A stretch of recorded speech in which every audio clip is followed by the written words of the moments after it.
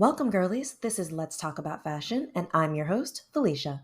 Let's Talk About Fashion is a fashion themed podcast all about what I'm most passionate about: fashion, personal style, and creative expression.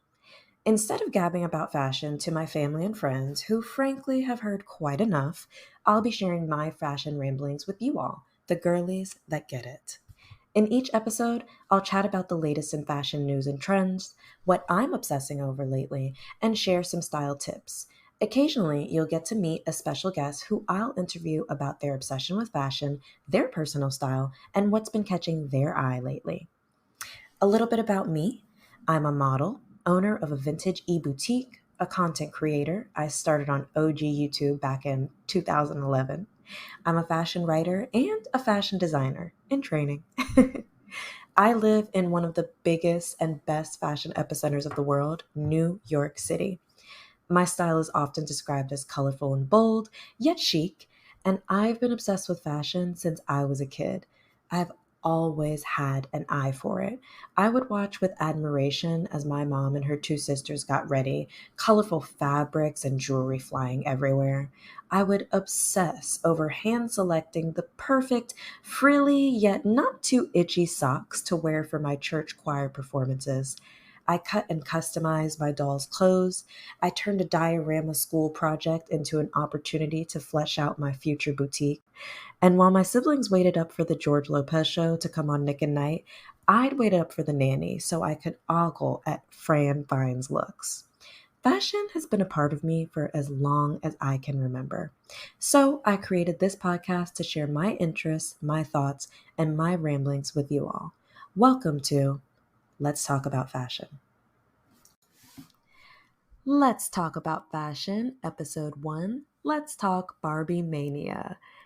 I know this has been a topic of conversation in the fashion sphere for months, like majority of this year, 2023, because once we saw those paparazzi photos of Ryan Gosling and Margot Robbie on Venice Beach in those adorable vintage Barbie ensembles with matching Impala skates, people have been raving about the premiere. I mean, planning outfits, planning outings with the girls, big blowout parties. It really has been the premiere of the summer, besides Oppenheimer, of course. So I have really been loving Barbie-mania, and I want to start this off by saying, one, this is a no spoilers podcast. I will not spoil anything about the movie, and I will go out of my way to do that for any movie or TV show we talk about throughout this podcast. I take a very long time to watch and consume content. There's so much of it. I mean, Barbie's been out for 3 weeks and I just saw it. And so I will make sure for the girlies that are like me to go out of my way to avoid spoiling. And two, I want to talk to you, my listeners, about what you've been obsessing over lately. This is sort of like, what's in your shopping cart? What have you been thinking about? What have you and your girlies been talking about in the group chat? And so you can go over to Instagram stories. I've created a close friend circle for all my Let's Talk About Fashion listeners. And you can go over to Instagram stories once weekly where I'll share a poll asking you what you're thinking about, maybe a specific topic question, and I'll share your responses here on the podcast. And so to start, let's talk about what I've been obsessing over. First and foremost, I am loving crochet. I have a good friend who's going to teach me how to crochet, and it really reminds me of my grandmother. She had so many crochet blankets, and I believe she crocheted. I remember her having needles, but I don't remember ever seeing her pick them up. So it really is something that's been around me and is a cozy memory for me, something very nostalgic. So I'm loving to see all the crochet tops. I love a crochet mini skirt. I've got probably 3, 4, 5 in my closet right now. I actually made a really fun crochet cascading maxi waterfall skirt around the time of the Little Mermaid premiere with Halle Bailey. I'm just loving crochet this summer, and I'm seeing it on so many of you girlies, and I'm just loving the way you're styling it. So crochet is definitely something I'm obsessing over this summer. I would definitely recommend for you girlies who are shopping for crochet, shop the thrift stores. It's more sustainable. You are going to hear on this podcast many, many, many times me brag about the sustainability and the responsibility of thrifting and resale fashion. So shop the thrift stores if you're looking for some crochet. One, because it's something that takes time to make, and so you're going to want to be looking for quality pieces. And two, shop handmade. I know some great sellers on Etsy, like Wild X Dandy and quite a few others that make beautiful handmade crochet pieces. They're definitely investment pieces at $100 or $200 plus starting, but it's worth it. And you can catch some sales. What I'm obsessing over as well, cargos. I absolutely love cargos. They've always been a favorite of mine since I was a kid. I hope my brother won't be embarrassed when I when I say this memory. He had some amazing cargo windbreaker pants with like pockets all up and down the side. They were blue and gray, and they were breakaway pants. You know, the type like basketball players wear in the NBA in the 70s, and they would rip them off. Well, my brother used to do that all the time, and he could rip away these cargos and they turn into shorts, or he could just rip them off. He was like the most hilarious 7-year-old. And that's always what I think about when I see the cargos coming back. But they're so handy.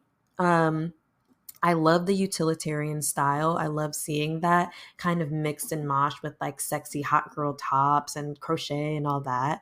And they have pockets. I am a proponent. I will walk on the picket lines to talk about the fact that women do not have enough pockets in our garments. If you put on a men's jacket, they have way more pockets than we do. And it's not fair. It's because the industry wants us to buy purses. This is a scam. Don't let me get into my all the way to the top bag. But anyways, cargos have so many pockets. Like I have this pair of cargos that has like 8 pockets on it. And so I don't have to carry a purse, which if you're a New York City girl, you have a lot of outings where you just don't want to carry anything extra. So these pockets are great for phones, second phones, lighters, candy, snacks. It's just really handy. Lip gloss. I'm loving cargos, and I'm loving the long pants, like the wide leg pants. Love a good jogger. But the skirts and the shorts are really cute versions that I'm loving. I recently went to, is it Second Street Vintage in Brooklyn? And I got some shorts that were cargo shorts, like this deep khaki green. And they turned out to be Boy Scout shorts when I read the tag when I got home. But that's another thrift shopping tip. Always look at the little boys and the little girls section. You'll be surprised at what you find. For the petite girls, the little girls section, I find great tank tops. So yeah, we'll come back to thrifted fashion. I don't want to ramble. Tennis skirts. I have been loving tennis core, I guess it would be lately. I've been seeing a lot of tennis skirts and dresses. Really been seeing them in street style a lot, seeing them outside when I'm out and about, but also seeing them on Instagram, TikTok a lot. I'm loving the tennis core, and I love to see just the sports core in general. I love to see people work out and do what they enjoy for their workouts. And so I'm loving to see all the tennis fashion. Some of it is definitely wearable on the tennis court, and some of it is just for like brunch and running out and about.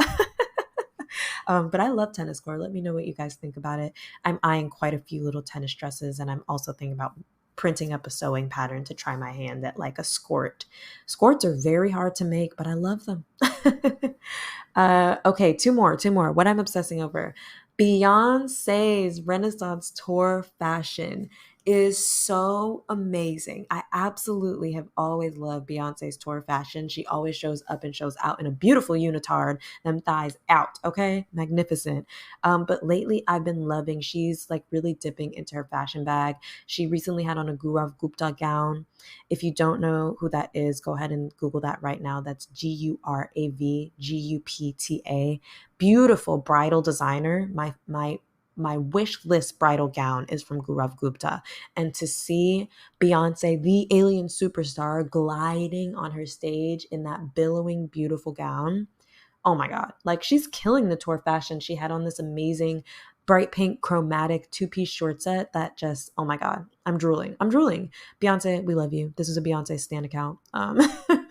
Her tour fashion has literally been having me pass out, and I hope somebody is keeping track of all the tour looks, because I want to see a video, I want to see a TikTok, I want to see a full archive of it. She's been killing Renaissance. And finally, what I'm obsessing over lately, and I just want to send a note of gratitude, and I hope there's a fund. I think there's a fund for the SAG-AFTRA girlies on the picket lines. And I want to put a special note out to Fran Drescher. Fran Drescher, the star of The Nanny, original 90s throwback show. She is the SAG-AFTRA president, and she has been on these picket lines. I mean, literally out in the sun. She's been in court. She's been fighting the good fight for these actors to make sure AI doesn't take over and take people's jobs, and to make sure that these studios are paying the writers what they deserve. Miss Fran Drescher is an activist, okay? And I just want to say, like, I'm obsessing over her. First of all, she went on the Vogue podcast recently and talked about her fashion. And she was like, it just depends on the day. Some day I got to be in sneakers. Some days I have to be dressed down because we are actually on these streets picketing. And I love to hear that. Like, some days you do have to go to court and wear a pantsuit and a sharp bayab. But Miss Fran Drescher is out there fighting the good fight. That's what I'm obsessing over lately. And I can't wait to hear what my listeners are obsessing over. And finally, we're obsessing over Barbie. My final obsession is Barbie-mania. So we're going to get into the topic, the discussion. Okay, so let's talk Barbie-mania, the Barbie takeover, the movie of the summer, the girl of the year, okay? Let's not go too far. I absolutely love Barbie-mania. I have always been a doll girl since I was a kid. I've been a Barbie girl. I've been a Bratz girl. I've been a My Scenes girl. I've been a baby Bratz girl. I've had all the dolls. And so when I saw the Barbie movie, that was definitely on my must-watch list for the summer. I'm not sure people understood the gravitas, the importance of Barbie. If you're my age, to be announced, but I'm a 90s baby. If you're my age, you grew up with Barbie. If you're my mom's age, you grew up with Barbie. If you're my little sister's age, you grew up with Barbie. All of us has grown up with Barbie in every iteration of our lives. I remember in the 2000s when I was a kid, they innovated Barbie. They took Barbie from just being a doll to taking her online. You could have an online wardrobe and games and outfits, and you could customize in so many different ways. And they really modernized it in a way that I didn't realize was so intentional until I was older, until I realized how the Barbie Mattel brand went out of their way to make sure they were a pinpoint in our lives throughout our lives. And most times people would have an issue with this being a major corporate brand. But because Barbie's message, for the most part, we know there are some problematic parts, but because Barbie's message for the most part is about woman empowerment, is about Barbie having every job and having her own house and having whatever car she wants, and she can dress and wear whatever she wants. Because that was the main message, I understand why Barbie has been such a major pinpoint in our lives and why this movie was so huge. And that's not to say Barbie doesn't have its own issues. The body standards, which are mentioned in the movie, once again, no spoilers, and just the different ways that Barbie has influenced young women. I was always influenced in a beautiful way, and I think that's why Barbie is so huge, why so many women resonate with it. Kate McKinnon being the weird Barbie. So many girls have had the weird Barbie, but have also been the weird Barbie. The girl who has the weird hair or tries the different makeup and feels outcast for it. So it's a really interesting movie. I'm not going to spoil anymore by going on my deep ramble, but I definitely think it's a must watch for anyone who grew up with the Barbie brand. I remember, like, back in the 2000s when I was a kid, it was like the commercials like Barbie, like they really tried to make her a pop girl. And I got into Bratz in my middle school years, but the Barbie brand was always still there. So I think that's a big part of why this movie was so huge for everyone, why grown women were going out and putting their whole pink outfit together. Girls who wear black every day, who are goth girls to a T, who are Bratz doll girls to a T, were switching it up and really celebrating. And for those of you who haven't seen the movie, when you see the movie, you'll understand the sort of unity with the allowance for autonomy. That's the theme throughout the movie. And I think that's really, it's important because the Barbie brand can mean a lot of things for a lot of people, and it's not usually as positive as it is for me. So this movie was huge. It's everywhere. Like, everything has been pink in every store you go to, on every website you're on. There has been Barbie activations. I have seen people who are the most mute and drab, not drab, I'm sorry, mute and neutral people put on their pink. it's been a takeover. I've seen brands like Aldo, Primark, Zara, even Bloomies, Bloomingdale's, Route 21, Base Luggage. I've seen so many of these fashion brands do collaborations with the Barbie brand for this massive rollout. My personal favorite, I've been loving the Impala skate collab. If anyone who knows me knows that I am a skate girl. I love a quad skate. So when I saw the Barbies on the inline skates, I thought, okay, I understand it's a 90s throwback, but I would love to have seen them on some like 60s sock hop throwback quad skates. But the Impala Skates collab was huge. You have to collaborate with a skate brand in order to have that scene. If they're roller skating on Venice Beach, it can't just be a random no name. It has to be huge. So I'm glad to see Impala, but I would have loved to see my favorite, the Chicago skates, the quad style, the throwback. But let me not ramble. It wasn't just fashion that we saw collaborating with the Barbie brand. I mean, the home decor was massive. I'm sure you've heard this line a million times before, but there was a shortage of pink paint because of the Barbie dream house, because of the Barbie production, because of how much Barbie has taken over. And while I really love these collabs, fashion and home decor and drinks and food and so on throughout, I was a bit disappointed to see no high fashion designer collabs. Like, why didn't we see Versace with those amazing doll baby shoes they've been putting out? We could even see some Moschino. I know Jeremy Scott is no longer with the brand and he really brings the fun to it, but we could have seen some throwback Moschino. Didn't Moschino do a Barbie collection? Yes, Moschino's 2015 ready to wear collection was a Barbie collection, a Mattel collection. And so, unless I'm mistaken, I did not see any high fashion Barbie collabs. Like, why didn't they do a collab with Chanel from the archives, like 90s Chanel? Oh my goodness, there's so many great pieces. Some vintage Alaya would have been great. So I was really surprised to not see the high fashion collaboration that they really could have made out of it. Like that moment, I'm not going to spoil, never mind, but there was a moment in the movie where they paid very close attention to the shoes, and it could have been a great time to have been like, and this shoe was by blah, blah, blah. But maybe they didn't want to do that. I respect it. We don't know what's going to come for the next Barbie movies. From what I've been hearing from Margot Robbie, who did have, I believe, a director's credit in this new Barbie movie, from what we've been hearing from Margot Robbie, this is the first in a lot of toy themed and doll themed movies. Nostalgia is an amazing high that consumers love, consumers like us love. And so we're going to see these things continue. It started with like the big Lego movies and the Lego brands, and it's going to continue. And so next up, there's going to be a Polly Pocket movie. I absolutely adore Polly Pocket as a doll girl myself. To have a whole dollhouse, not just the doll, but a whole dollhouse you could carry with yourself in your pocket was like, wow, amazing. And so I'm really interested to see the Polly Pocket movie and how they play on that. I am disappointed to see Lena Dunham is involved with the project.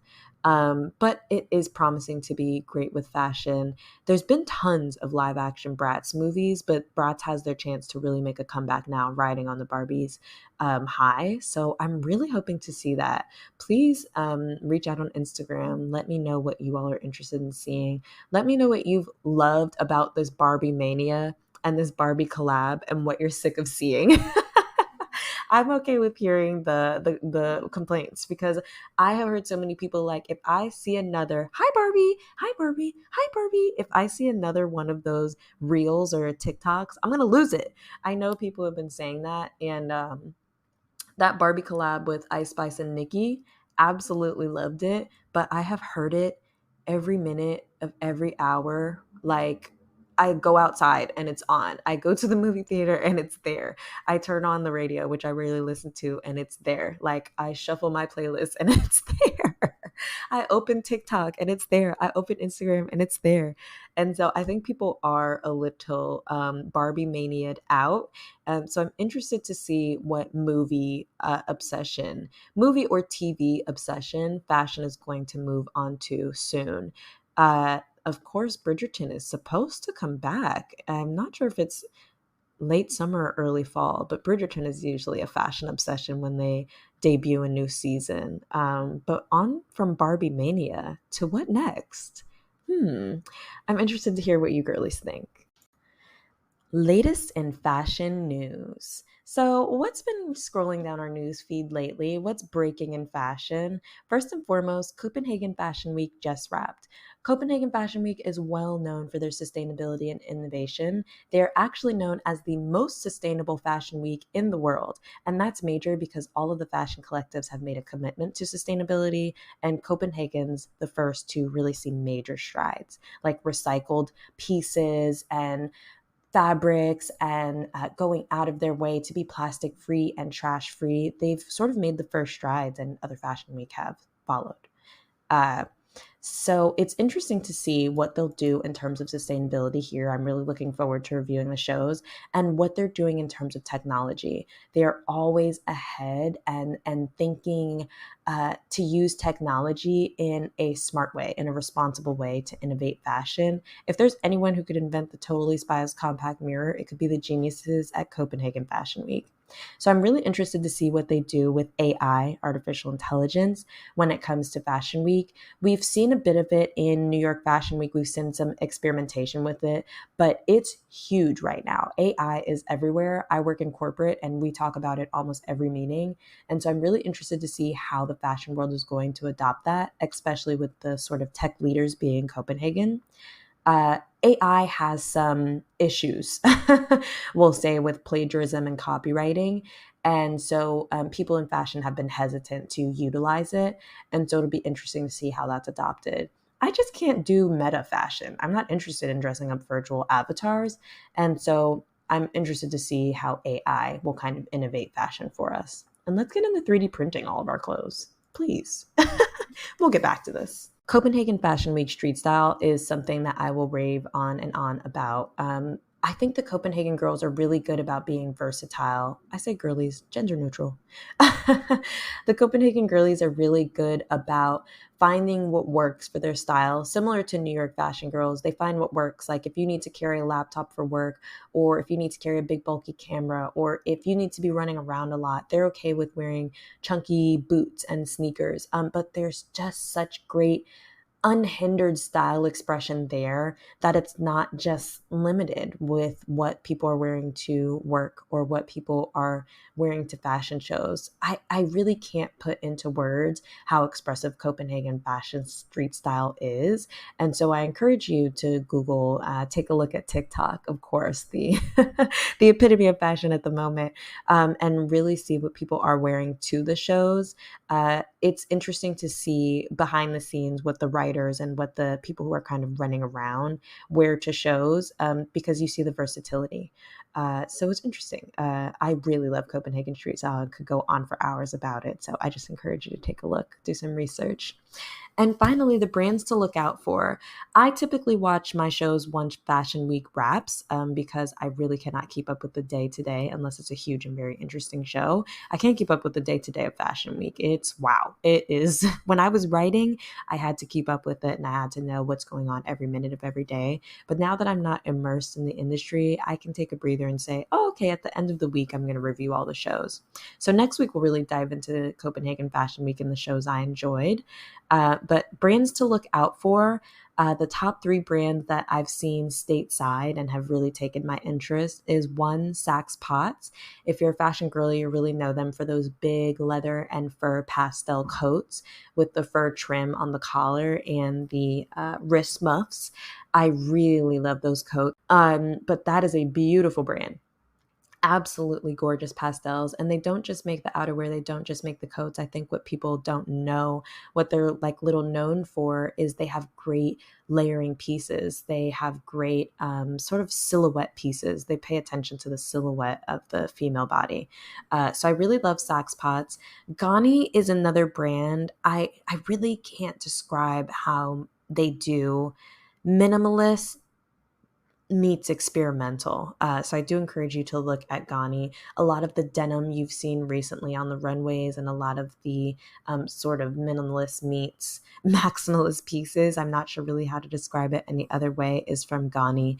I absolutely love that brand. I think they play with geometry and patterns so well. That's why I describe them as maximalist. They'll try weird different patterns and weird different collars and styles. And so that's a brand you've probably seen stateside often.